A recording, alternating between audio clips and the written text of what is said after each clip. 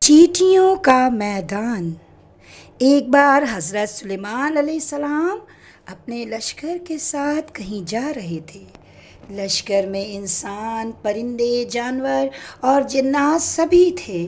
چلتے چلتے ایک ایسے میدان میں پہنچے جہاں ان گنت چیٹیاں کھانے کی تلاش میں ادھر ادھر گھوم رہی تھیں۔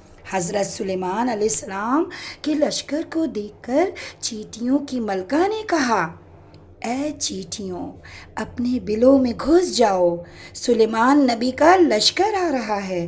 ایسا نہ ہو کہ سلیمان علیہ السلام اور ان کا لشکر تمہیں رون ڈالے اور بے خبری میں انہیں خیال بھی نہ ہو کہ انہوں نے کتنی جانوں کا خون کر دیا۔ حضرت سلیمان علیہ السلام جانوروں کی بولی سمجھتے تھے۔ چیٹی کی تقریر سن کر مسکرائے اور فوراً اللہ کا شکر ادا کیا اور دعا کی، اے اللہ، میرے ضعیف ماں باپ پر رحمتیں نازل فرما۔